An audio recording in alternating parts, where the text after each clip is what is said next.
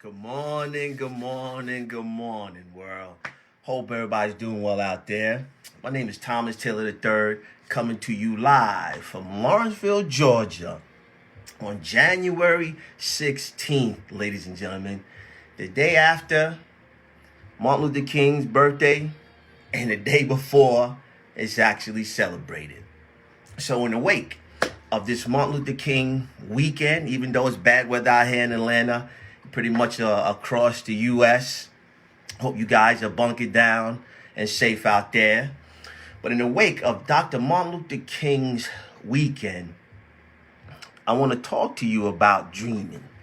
And the question is, are you a dreamer? That's the question. Well, we know Dr. Martin Luther King was on the biggest stage, right? He actually physically stated his dream in front of thousands while millions of people watched, right? And his dream wasn't about him for now. His dream was really about another time in the future. So the question is, are you a dreamer, right? So does your actual dream, if you actually dream, because sometimes, people out there, we call them dream stealers or dream snatchers, right? If you start to articulate your dream to other people, they'll start to tell you why you can't do it, why you shouldn't try to do it. Yeah, you know exactly what I'm talking about. They're called dream killers, right? Because they want to take their fears of not progressing or not trying, and they want to place those fears on you. So if you could get past that, right, ladies and gentlemen, if you could get past that and actually dream, right? So the question is, in terms of your dream, is your dream impactful for generations, right? Does your dream actually scare you because your dream can help even generations unborn, right?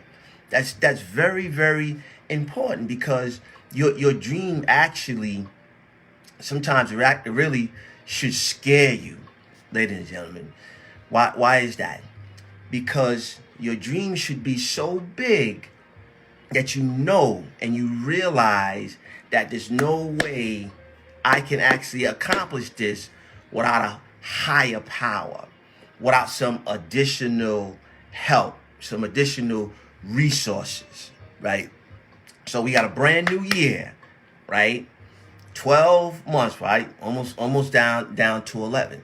So what's your dream for this year, right? Even if we just start with this year, right?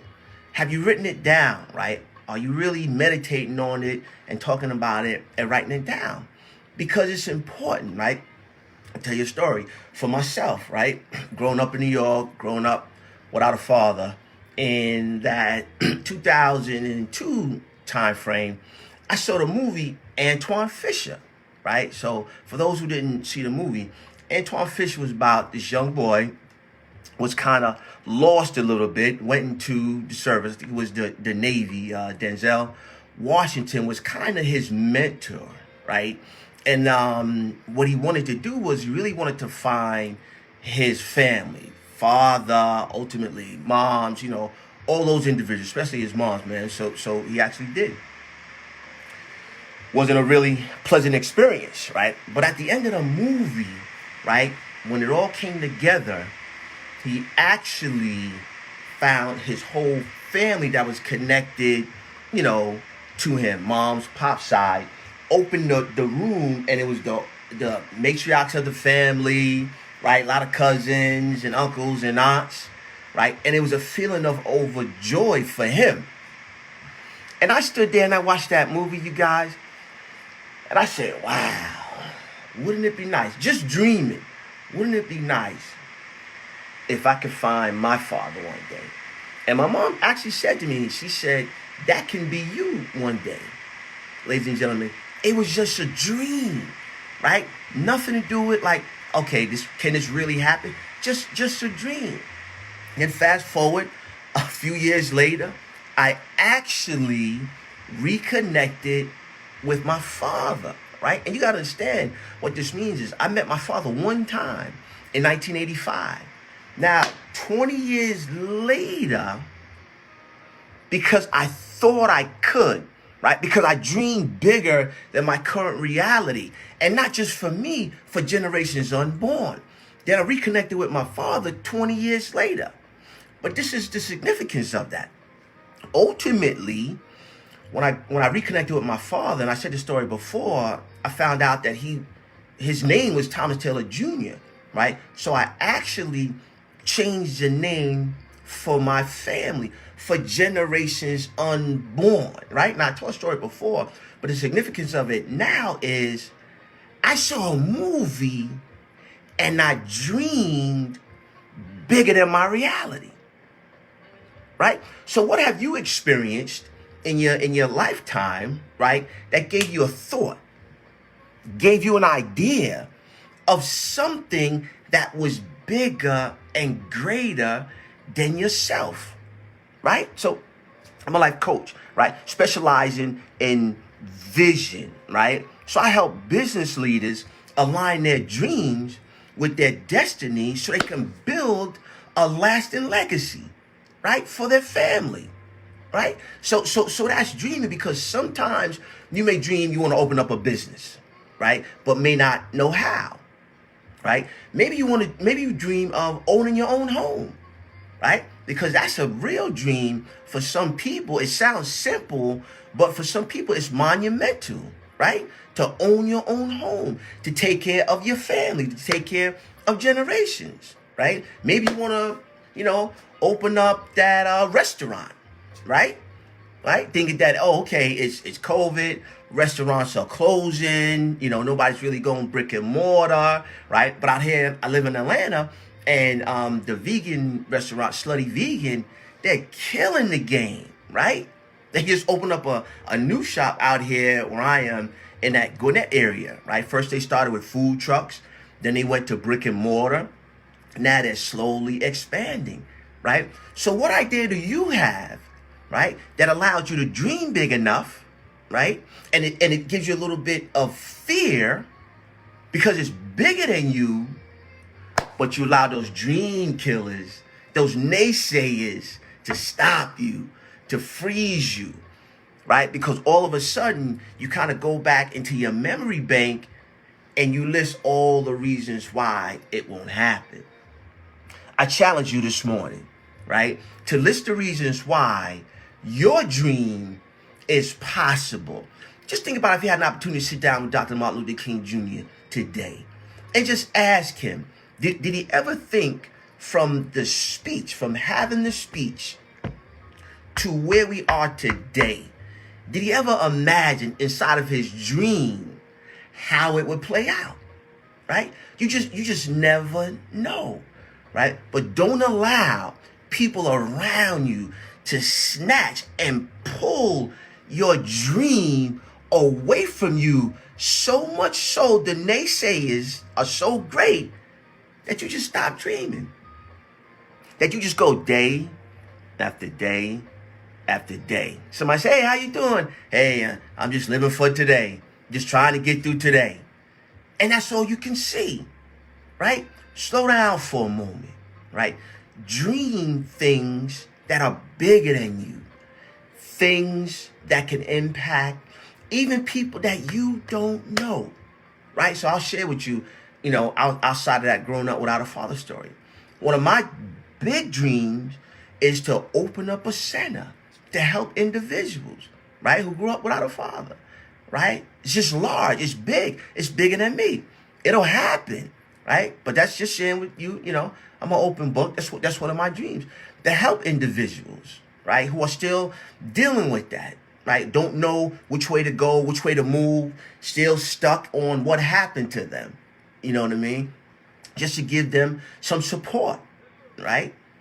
Something to kind of, lock into to help them move past that, right?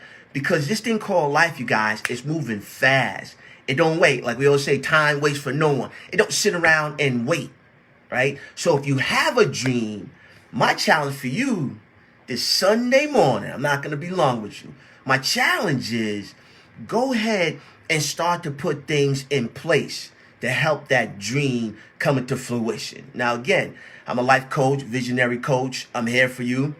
You can reach out to me. You can email me at tyd@tailoryourdreams.com, right? If you want me to assist you, I'm going to have a program. My website's going to be up shortly where you can just kind of jump on and log in, right? I'm going to have different programs, right? Just to help you get things together to get that dream fulfilled, right? Because if it's important enough for you to think it, for you to dream it, right?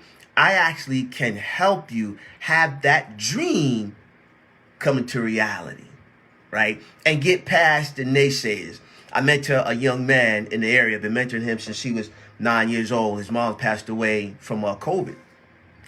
Father's kind of really not around, so I still mentor him. He's going to be 19 years old, right? So he wants to get into the fire academy, right? So he called me, said, "Hey, Uncle T, I need some help."